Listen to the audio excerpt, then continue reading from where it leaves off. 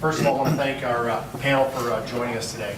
We have Michelle Wagner from LPK, we have Greg Kent from Spring Grove, and Craig Lutzy from Shepherd Color, and all associates customers that have used business intelligence tools, services that we provided for their companies. We really want to hear their impact and say, how does it help their business? What would they do differently with their solutions? What are they going to be doing in the future too? Because as we all know, business intelligence reporting, building information is an ongoing process. So we want to make sure that we're hearing some of your future ideas where you want to extend those solutions. So with that, Michelle, I'll ask you just to kick off a little bit about your name, your title at the company, and talk a little bit about what LPK does so that the group can understand the solutions you're building. Okay, my name is Michelle Wagner. I am a financial services manager with LPK. I'm in my 16th year. My first week at LPK was the first time their accounting department was trained on computerized accounting software. So you can imagine, and it was Clients and Profits, which was industry specific for what we were doing, and we have come a long way. So we are very glad to be part of the GP family and found Socius to help us. LPK is the world's largest employee-owned design agency, brand design agency. We're located in 4 different countries, 3 regions. We're in the domestic U.S., we're in Asia, and we're in Europe. So we work with some of the largest brands in the world, helping them build their brands and reinvent themselves and keep their market share. Thank you, Michelle. So Craig, next, can you tell us a little bit about yourself and Shepherd Color? Yeah, my name is Craig Lutzy. As Terry said, I work for Shepherd Color. It's actually the Shepherd group of companies, which is 3 companies based in the Cincinnati area: Shepherd Color, Shepherd Chemical, and Glass Coatings and Concepts. We are manufacturers of metal-based chemicals, and I've been with the company for about 13 years. Started out as a chemical engineer, got into sales, and over the last couple of years I've been focused on CRM development, and we've just actually started a new ERP process where we're changing our ERP platform. So. Thanks, Craig. And Greg, give us a little bit about your background and your company. Sure. My name's Greg Kent, and I work for an interesting company. I work for Spring Grove Cemetery and Arboretum. Most people think of cemeteries and, what do you need IT for, let alone BI, but we are the 2nd largest cemetery in the United States based in Cincinnati, Ohio. The amount of land we have is just over 700 acres. We also own several funeral homes in the area that falls under the Gwen Mooney Funeral Homes domain. And then we also operate another cemetery just north of Cincinnati called Oak Hill Cemetery, which is in Glendale, Ohio, if anybody's familiar with the cemetery or the Cincinnati area. And then Spring Grove is the actual umbrella company for all the other ones. Great. Well, thanks, Greg. So one thing, I'll start with you, Greg, and just to kind of, as you talk about your evolution of business intelligence, Greg, what challenges did you run into in your business that kind of prompted you to start thinking about it? What was it kind of, was there an aha moment? Or was it just expanding or building on the solutions you had today? About 3 years ago, our company went through an entire strategic planning process that was initiated from our CEO, and I got in charge of the Market Intelligence Gathering Committee, and our job was essentially to go through the entire organization, speak with the different business leaders, and try to get an understanding of what pieces of data they were already getting that they used to help manage their people, to help manage their different departments, and then what different pieces of data they felt like they were missing. Those big, if I just knew what this was, I would be able to make these kind of decisions. And we came to an interesting conclusion that after meeting with all of our different department heads from sales, marketing, HR, the funeral home, that some departments were gathering pieces of data that other departments were saying, boy, if only somebody was getting this piece of data, I could make these decisions. A classic example of the left hand not knowing what the right hand's doing. So we kind of took a two-pronged approach, and we realized that we needed to find a way to pull all that data together and then display it for all of our different business leaders.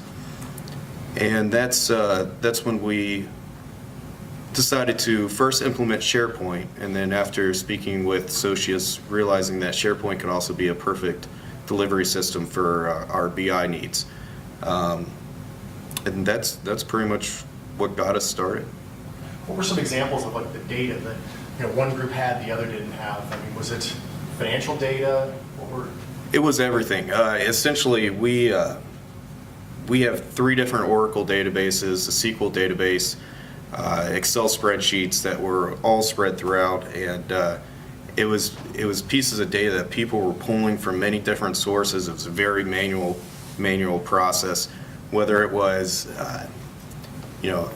the number of specific types of lots that we were selling out in the cemetery versus how many different types of funerals we were performing, whether we were trending from a traditional funeral to more cremations, things of that nature. So it sounds like a myriad of data. Absolutely. Metric data, drivers really of your business. So good.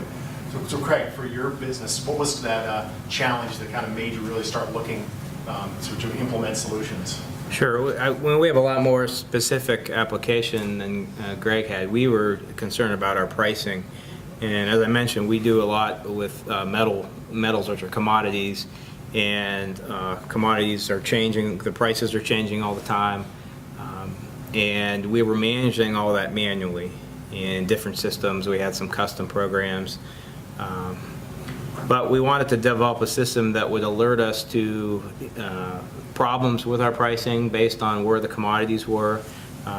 We had our ERP system that was on a FIFO costing basis that could be a couple months behind depending on our inventory situation. So we wanted to kind of use what the ERP was doing, but kind of build in more of the commodity type market system so that we could analyze our pricing, make changes easily. The difficulty we had is, whereas we're a chemical manufacturer, the things we're buying aren't things that we're selling. So we're converting them chemically into some other material that it's like a car. If you buy 4 tires, you end up with 4 tires going out the door on the automobile.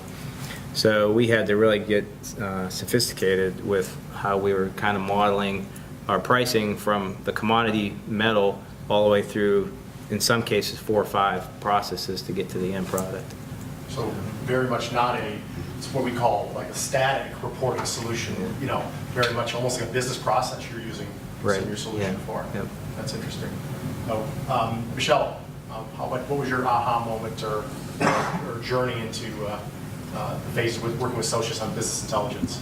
Well, my poor organization has to deal with me, which is I'm a very curious individual. So I'm always looking for a way to improve a process, build a better mousetrap. I'm always looking at turning information on its side, twisting it, analyzing it from all angles, because I'm an accountant at heart and by profession. So I analyze numbers and I make decisions off numbers. So, my aha moment was about we build capacity without adding headcount. And what I found out was we maximized on our capacity, and when I talked to my team to find out what was going on, I found out they're spending all their time building reports and none of their time looking at the data that got into those reports and making the assessments. So that was the aha moment, that we are not using the right products to get the information out of the system. And then, of course, leaned into our trusted advisors and associates, because they helped implement GP and had been along the journey with us since 2006, and said, listen, we're banging away on our crystal reports, we're banging away on exporting data Excel, and we're doing all this stuff, but we feel like we're spending all our time building it and not really getting time to look at it. And at the end of the day, what I needed was something that was robust and could change with us. Excel's static, and it will only do so much until they come out with a new version. Crystal, as we all know, is going away, or at least not going to be supported with connecting, and you're very limited. You have to be a programmer in order to do it. I needed my day-to-day users to be able to get data out without relying on one person that knew how to write code. So that is what led us down the path of, you really should look at building a data warehouse and using business intelligence tools to do what it is you're describing. No, that's a good example, Michelle. I remember when we first met, I remember the pile of spreadsheets. They were just real wide, Yes. Analysis, and you really were using a lot of it. It was a collection of data. And it was all manually created. It was all manual. Yes. It was, you kind of look at it, and that's where a lot of people start, is that, that you're spending more time looking for it than looking at it. It's the analysis. How many people have that challenge today? Accumulating, spending too much time on it? Okay. And that's really the goal. We want to be, analytical in the solutions. And also, I want some of the solutions to alert me when there's problems with pricing. Craig, in your situation, I want it to tell me. So that's really, the end game in some of these solutions. And for Socius, our goal at the Socius Business Intelligence, SharePoint, our SQL teams, we group that under what we refer to as our technical services teams. So our goal is to surround the CRM implementations, ERP implementations. Those are core to Socius, what we do. But we want to be there to support and surround those solutions for you. Our goal is not to create the largest SharePoint sites in the world. We're really good at knowing SharePoint against GP, against NAV. With a business portal, that's where our role is for you as the trusted advisors. So, I'll switch kind of the order here. Michelle, if you want to take this next question. When you came to Socius, what made you choose Socius? I think you started, you alluded to that at the end of the question there. Well, Socius was who we leaned into to install GP, that when we went on our search for a new, more robust, flexible accounting system and project accounting, because we are time sellers. So, and we do things for our clients by initiative based. So we need to be able to track things by the hour, get cost, and then do our financial statements. Socius brought to us a process called a business process review.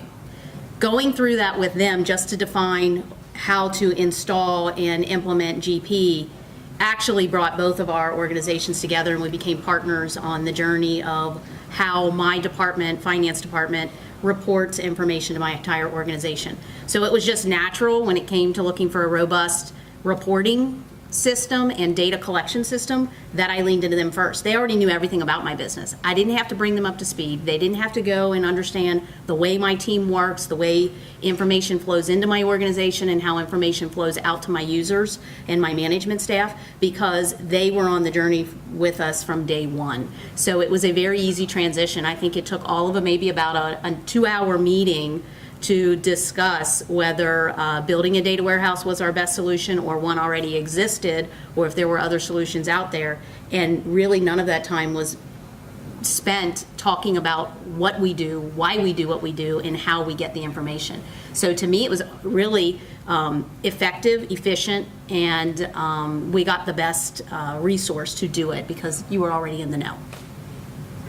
And Craig, what was your experience in reaching out with Socius on business intelligence along with your CRM? I know we do a lot on the CRM side with you guys. Well, we've been a client associates on the CRM side for a lot of years, and when you guys developed the BI capability, we were kind of interested in that. When this project came up, it just seemed like a logical fit. You guys are very familiar with our systems. We have a lot of custom databases, unfortunately, so I remember that. Yeah. We appreciate the prior knowledge of what we got going on. And like I said, our past experiences, we guys have always done great work for us. So, well, thank you for allowing us to do that for you. Greg, your experience in working with Socius, I know we've got a lot of SharePoint with Brett and his group. Yeah, and actually it goes back further than that. For started using Socius several years ago for our CRM software. We used SalesLogix, and the whole BI aspect of it was born out of SharePoint. So when we started looking for a SharePoint developer, Dan Manager, who used to be with Associates, was one of the people I must have mentioned it to. He said, well, you know what, we do that.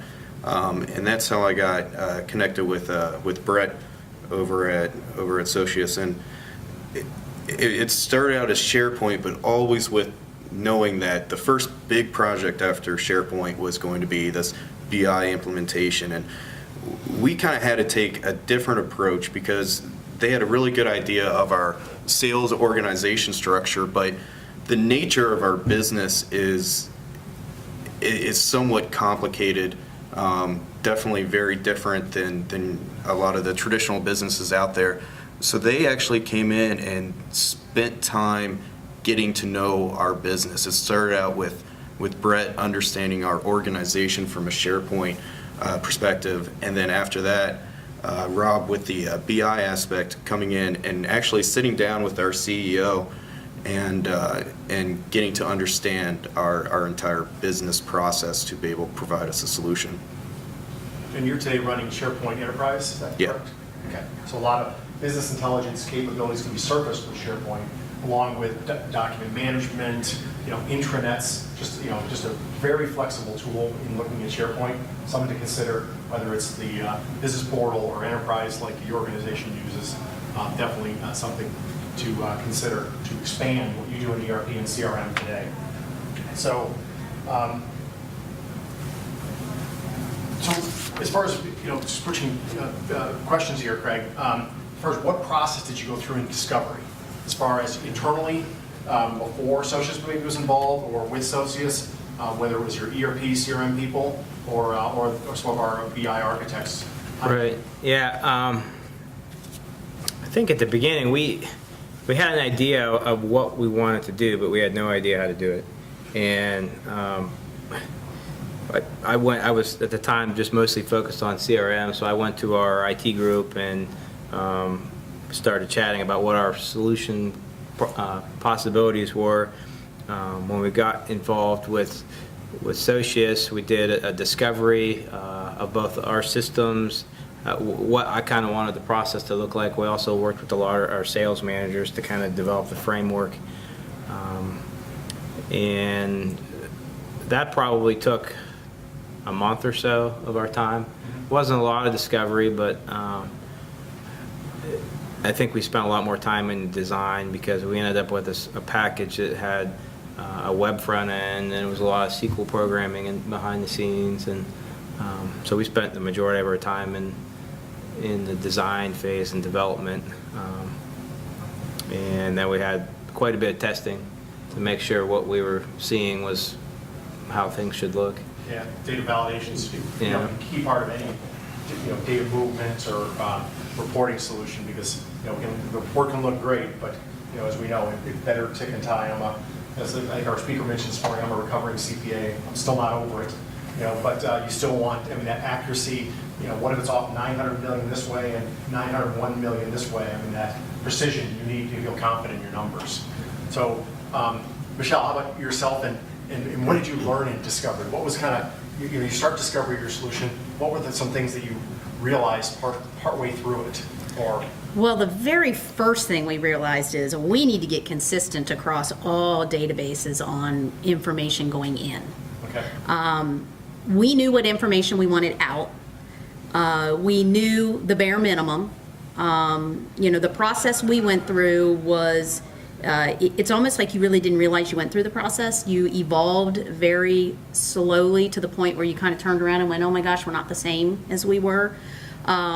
And the journey with Associates was the same. It wasn't like all of a sudden one day you have a whole new pitch that's going on. It's something we talk with Associates all the time about of what's new. We attend Aspire. We get our creative juices flowing on what can we do differently and how can we do better. So what happened was, as you remember, you come in the meeting and we brought out all of these reports and said, this is what we're doing, and we're doing it all manually. And oh, by the way, if somebody says that was great as of September 30th and goes, I'd like to see it as of October 30th, you go, it'll take me 3 months to update it because of how long it took me just to get it through September 30th. So one of the things that I felt like it was a really quick decision on what was the best product for us or what was the best approach to take. The ahas or the big surprises we found out we needed to change about ourselves were consistency in data. We have 10 different databases that are maintained and have live information in them, and we need to figure out how to get it in consistently so when you extract it, there are common things about it and you can make common assumptions. So that has been very tough because then you've got to get 12 different people to do the same thing and think about it the same way. So to me, that was the thing we learned about ourselves, is that we're not necessarily good data inputters, because if you want it to come out a certain way, you got to get it in correctly. And I'll be honest, I feel like we spend a little bit of time on the discovery. We spent a good amount of time on the requirements for the design of it. Enough validating, I would say nothing too large, too much. It was the process that started, I want to say, in maybe February or May, and we were ready to go by October because we did this as we were working in production and stuff. And we had to upgrade to SQL 2008 R2, so certain things had to happen first. And as we were going along, the requirements were very easy, but I think the hardest part has been about getting the input in correctly. And even to this day, it's still not consistent across the board, because my European team doesn't necessarily understand the same thing that I'm explaining, and that's actually where I'm focusing now, is getting my international operations in line. Right. So, it's been a great journey, and I think Socius has learned just as much from us as we've learned from them. And that's what we take it as, is it's a learning for both of us. Absolutely. So, well, thank you. And Greg, so your discovery, ahas or things you would do different, listening to our speakers today, you always want to be self-critical. I mean, we all learn as we go through projects with our clients. What were kind of the learning events on discovery? Sure. The discovery process actually went pretty smooth. One of our focuses was providing our CEO with enough information quickly for his board presentations. Previously, he'd spent a lot of time gathering up different pieces of data from different data sources to prepare for his reports to the board, and we wanted to kind of streamline that. There's better uses of his time than playing around with Excel for about a week straight. So we wanted to streamline that process. So he was one of the core people that we had in our meetings with Socius, so he could clearly explain what metrics he was wanting to get, and more importantly, he went through a lot of the process explaining this is why this is important to us, making sure Socius had a good understanding of why we need to have these numbers and why we need to have them presented in that way. So that was definitely a big help, having him there in the room and kind of having him as a champion of the project, because we're a fairly small company, only 150 employees, 160, and having the higher ups be one of the bigger champions on a project almost always guarantees you're not going to run into many roadblocks.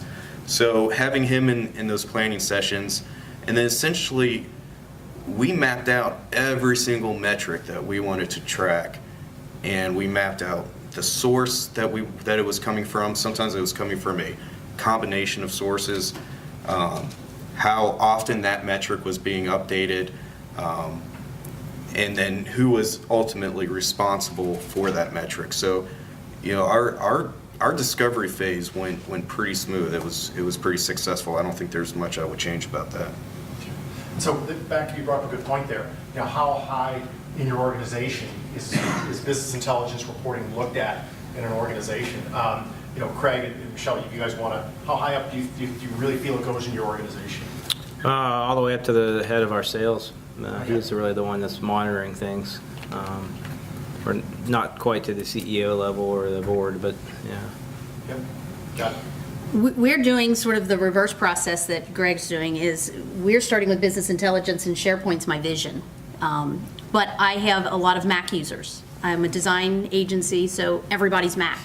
So they don't like anything about a PC, and if they got to log into a PC, they're freaking out. So to me, I'm buying time that my vision is SharePoint becomes a lot more multi-platform and easy for them to get in. And they don't handle change very well. They like things the way they've always had them. So, right now, the main users are my finance team, my CFO, my controller and vice president, and they're getting elements of our business intelligence results, but they don't realize they are. We actually are using SSRS for some reporting and some automated reporting, which I absolutely love, and if I can get to that point, those are going to be the things that, these things show up automatically in their inbox. That's like my first step that, SharePoint, then you can go to a website and a web page, and it will just automatically be there when you want it. So I'm kind of teasing them and, give them a little bit of the drug early and get them hooked so that we'll continue to invest in our business intelligence and data sharing. But they're getting it at the highest level, they just don't realize it. Yeah, it's interesting. So kind of I hear a push method there. And I hear from other organizations kind of a top-down push it across. And again, every organization, like the speaker mentioned this morning, is the way trip is different. But I think as far as getting more access to data, it's the same end result, however it gets there. So I'll stop for just a quick minute and see if we have any questions from the audience for the panel up here. Then we'll have a few more questions and some examples to kind of get the creative juices flowing a little bit. Questions for the group? What you're doing today? I don't know if you're going to cover this a little bit later, but I wanted you to talk a little bit about this, the specific programs and software. Is that coming up? Or? Yeah, absolutely. That's one of our questions here. But yeah, maybe we'll just do that right now. We'll kind of go into kind of what exactly, because you're SharePoint, more of an SSRS. Michelle, I remember just going through Discovery with you. We're like, okay, is it more of a visual? Is it more of a dashboard? Is it a report out to you? Those are all different ways to disseminate data. So I remember going through that process. So Greg, do you want to just kind of describe in a minute the technology or the applications behind your solution? Sure. Yeah. So SharePoint is definitely where we're displaying everything. It's graphical. It's almost like a company scorecard where we've identified key metrics that make us that we would consider this is a healthy cemetery or this is a healthy funeral home. And we have various different trend lines, and we report a lot of these different metrics to what our budget is for the year, and it's pretty easy to get on and just kind of understand what you're looking at, to navigate through the dashboard. You can drill down to our different areas, to our different cemeteries, to our different funeral homes to see numbers by location or by company. Drill into what we call the agency, which is the sales arm of our organization, to where you can actually see, we're pulling live data out of Sales Logics, so we can see where each sales advisor is at any given point in the month, where they have monthly goals that they need to hit, and they also have 90-day goals that they need to hit. So we rank all that information. You can log on, see where they're at and how they're trending. So SharePoint has been a great delivery system for that. But then to pull that data out, we're tying into to Sales Logics, our CRM software. Oracle EBS is our financial software that we use. We also have an application that's a custom Oracle Forms and Report application that we're pulling data from. And then we've also taken a lot of the Excel spreadsheets that various departments in our company were using, and we're reporting data off of that. We've turned them into SharePoint lists, which makes it a lot easier to pull the data from, massage the numbers, and then display those as needed. And just it has to eliminate the versioning issues in Excel. I mean, we all know those, the Excel issues in my version, your version, especially when you start talking budgets and financials. Mm-hmm. I mean, it gets critically important to be one version of the truth. So, absolutely. And Michelle, you talked a little bit about your more of an SSRS type of application and some cubes behind it. Yes, we're meeting the need of multiple different types of users. We do have a visual user, and that's where SharePoint's going to come in the future when they're ready for it. We will do the visual because that's my ultimate vision at the end, is using that to display. But right now we're using dynamics analysis cubes, and which is, you do through Excel, and it's basically like using pivot tables, which makes it very easy for my internal finance team to navigate through and use without a lot of training. You can get in there and play around because it won't really let you break it because it's a data connection, that limits your ability to do certain things. We're also using SSRS. Our goal is we need to migrate everything from Crystal to SSRS.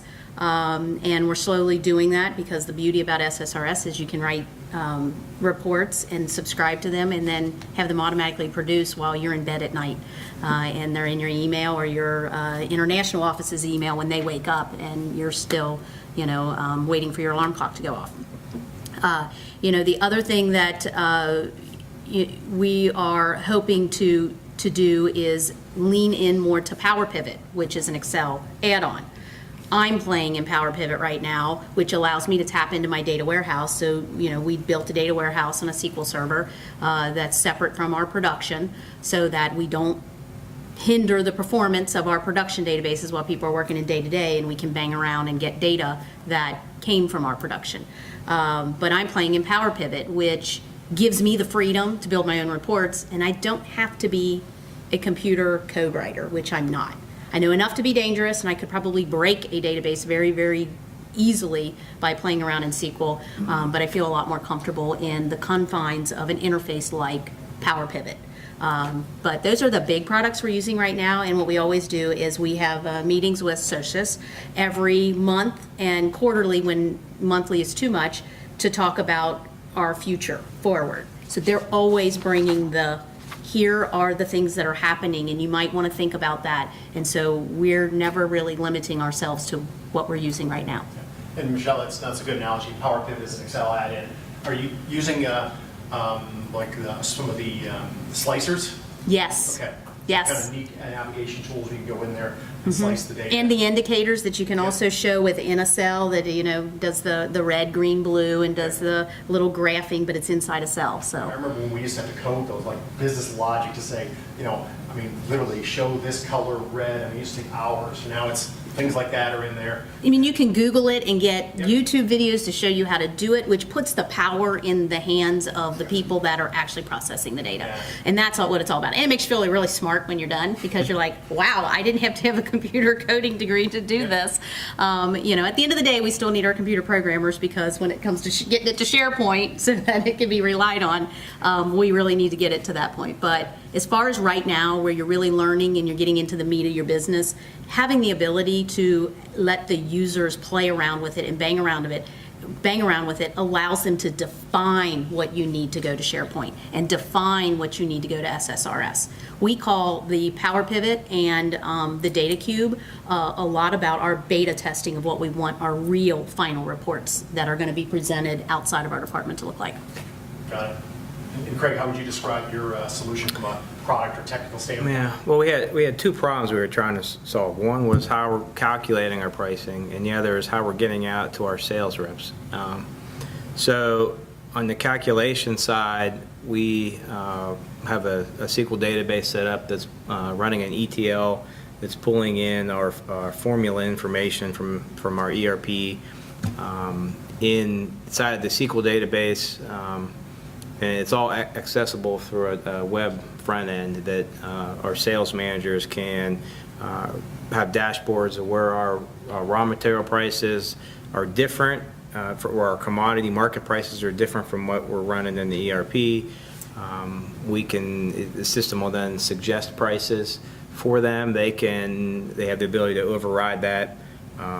Once they kind of set their base level pricing, then we need to get it in the CRM for the sales reps to look at. So at that point, we have a scribe job that runs every night and updates the base pricing in CRM.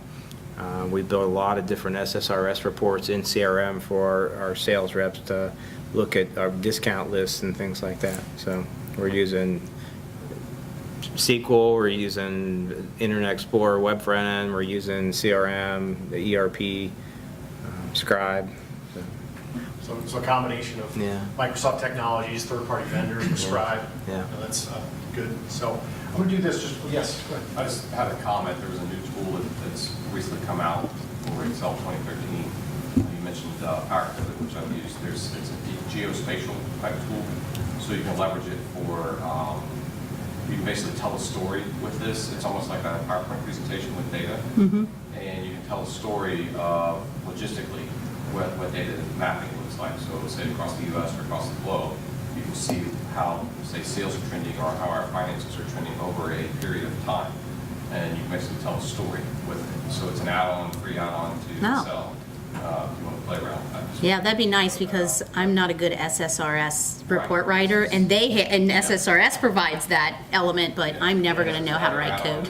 Excel 2013, if you have Office 2013, and it leverages Yeah. Excel data, or even if you hook Excel to a database backend, you can pull data in that way. So- Perfect, thank you. No, I believe you're right, the trial version's available, they announced that in Correct. July, I believe, at Worldwide Partner Conference. Some really neat things, because it was, like you said, Michelle, some of that, you really had to be a coder to do geospatial maps. So if you want to look at the US and drill down or hover over, you can see sales by city and things like that. And they They're really leverage good. being mapping technology too, so you can have, it'll have live Yep. map feeds, the states, even down to zip codes or cities, and things like that. So you can That's drill nice. that far. So, Thank you. yeah. Made myself a note. Yeah. No, thanks, that's great. So I'm going to do this just quickly, just show just a couple of, solutions, just to kind of get your guys, thoughts and ideas going. These are just some random, just examples of dashboards, simple Excel reporting, just to talk about them just for a quick minute, give the, our panel just a quick moment to rest here. So, like we heard from Michelle especially, simple pivot charts, that to me is business intelligence. Easy to use, able to go in there. These are for more like the analyst that wants to slice the data their own way. So, some BI purists may not refer to Excel as an analytics tool. It absolutely is. It's just one of the tools that you have, in your bag when you're looking at the data. So the strategy map, along your lines, this is actually an older version. It was developed a couple of years ago. We did for somebody. Before I was at Socius, I was on the Microsoft BI team, their global business intelligence team. And this is actually a solution we developed for some of our training materials, where we can go in there, you can see some of the heat technology, where green, the state of Washington is doing well. Obviously, bicycles in Alaska are not doing well. Surprise on that one. So, so just different ways to look at your data. And as Michelle mentioned, some of the indicators. You didn't have to code every line in that piece there. And that's actually using Visio as the presentation layer. Another neat one that, Greg, you might consider, if you guys have been looking at it because you have Enterprise, SharePoint Enterprise, is decomposition trees. Just a different way to look at data. And what I like the best about this, and this came from when we embedded ProClarity created, which is an analytics tool that's now part of SharePoint Enterprise. And it's neat when you're analyzing, there's 206 million in home appliances on the far left. You can basically say, no, your real question, you're trying to say washers and dryers. But it shows you all the other categories, so it's kind of a multi-threaded or a tree drill down versus going to just one branch on the location.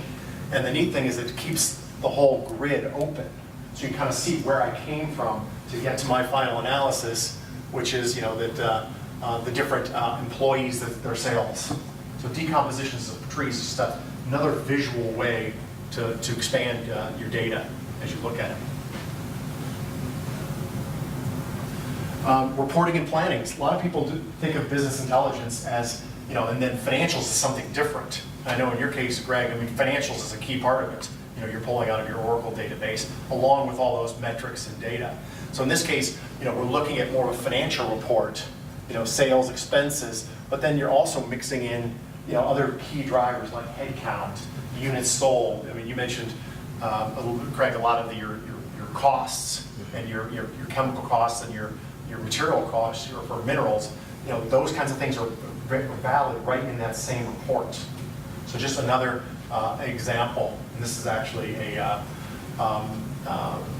a performance point services report that combines that financial and key data. And I'll just go into one more here. Again, back to simple Excel charts.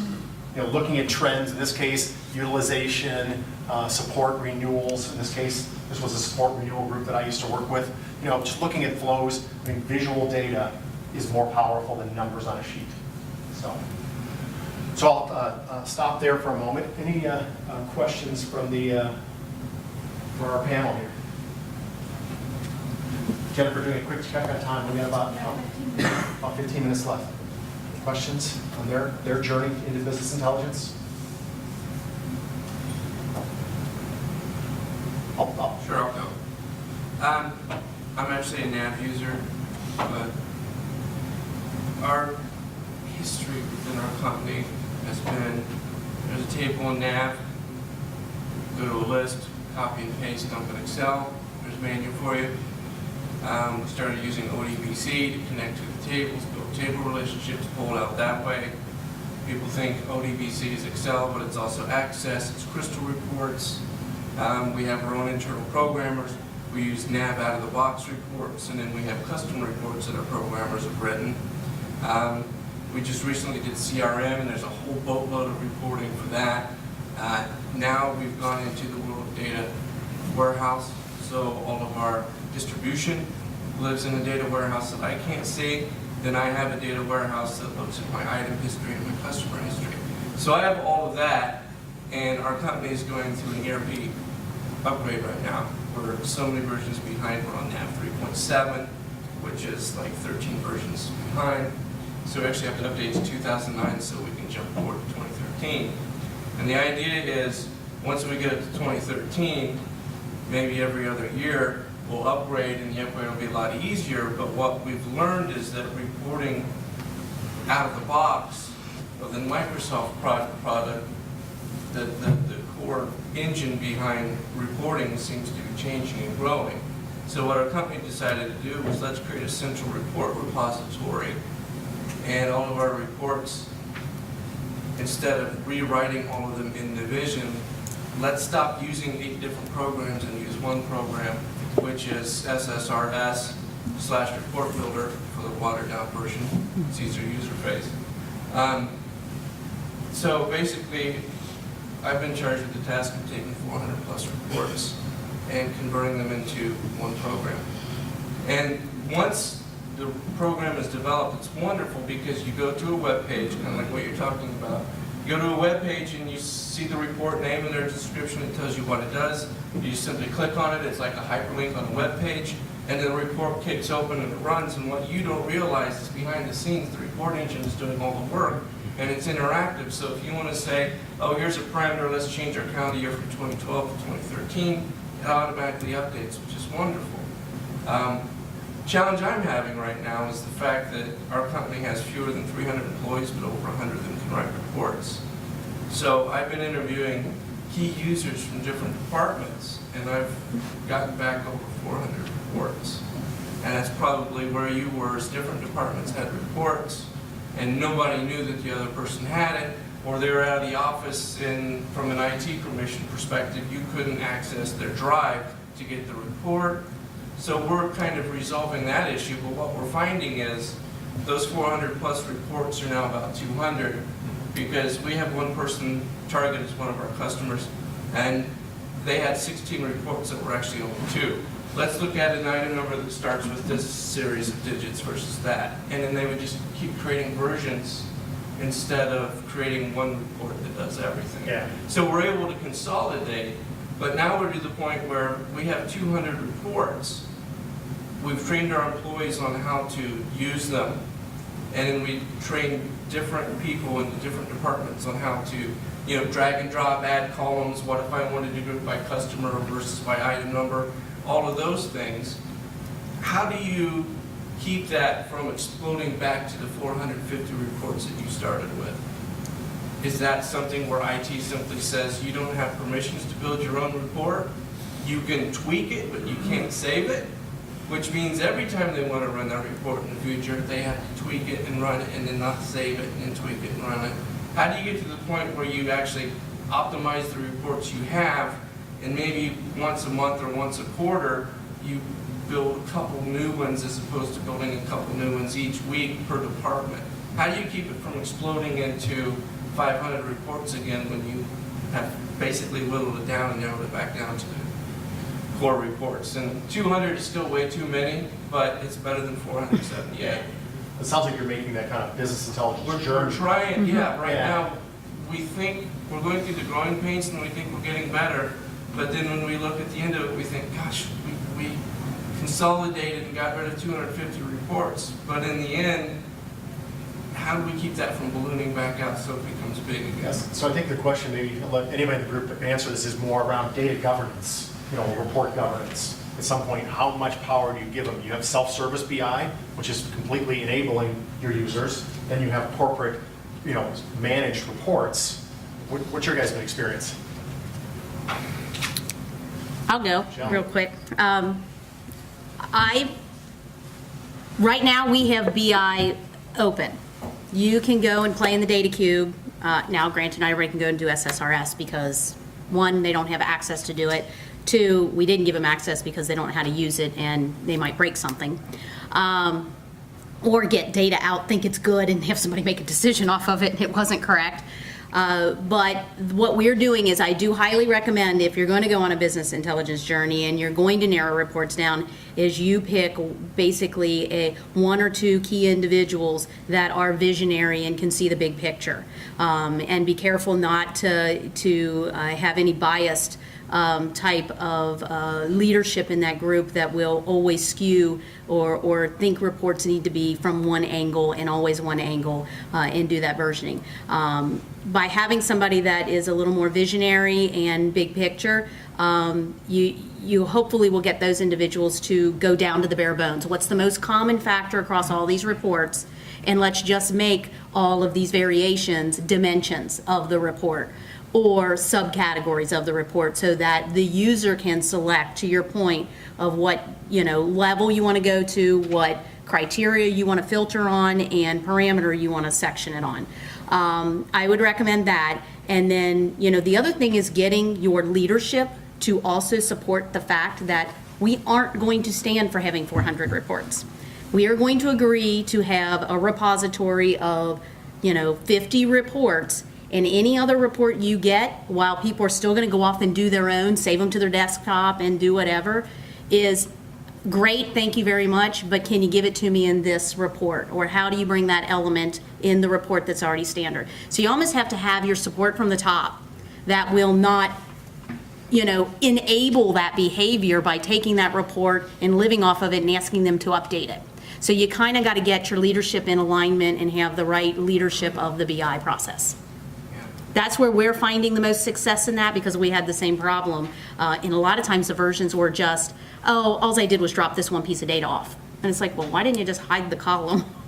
It would have been a lot easier and then not be an extra version. Right, and most of our users, even though we make the report look pretty so that when you go to the web page, it presents really nicely and it prints really nicely, 80% of the time, if not more, our users dump it straight to Excel. At that point in time, all that time you put in formatting really doesn't matter. But what we've started doing is we have 8 different reports that all do the same thing. One person wants to look at ship to city, one wants to know the sell to city. Our accounting department needs to know for tax purposes which city, which state, sell to versus ship to is really important. So we just said, okay, all 8 of you get the same report. If you dump it to Excel, delete the column you don't want, and then do whatever you normally did. As far as saving it offline, what we've talked about doing is basically saying if you took a report and saved it offline, 1, we can't guarantee that the information is correct, and 2, this sounds bad, but we won't help service you and bail you out if you went rogue. Yeah, and you have to be firm like that Right, on and these basically, consequences. I think it's probably going to take somebody making that mistake and getting burned once or twice. And most people probably don't have the confidence to do that, but a couple might. So I think you have to take a hard stand, but it's to the point where I think we've made really good progress, but like you said, I'd like to get that 250. And I think what we're going to do hopefully is if we can track which reports are used. If we say we developed all these reports and in 1 year's time, 60 of the reports weren't used, maybe we just pull them off so that people don't have access to them. And that will kind of clean it up through. Yeah, there's some great ways to do that. Even you can go back and see last time run, who was the user that ran it. There's some great tracking capabilities that will support you in that analysis. Say, you know, we don't want to creep out of our the scope of the project. So one thing I wanted to do is one question I want to make sure we ask each of the panelists. We look at data to benefit to our business. How is it improving the business process? Not how great the report looks, the dashboard, but what business impacts, I'll start with you, Greg. Have you seen in your business as a way to share with the group here to say, should I and when should I jump on this business intelligence project? Sure. For me to really explain this, I got to kind of give you an understanding of a part of our business, which is the funeral side, the funeral home side.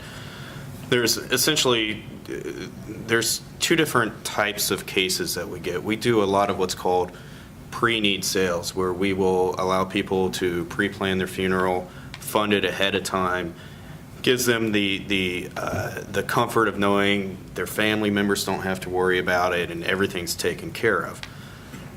And then we have the other side of it, which is what I would say a pure at-need case, where somebody just lost a loved one that hadn't been pre-planned with us and chooses Gwen Mooney Funeral Home based upon whether it's reputation, location, experiences they've had in the past.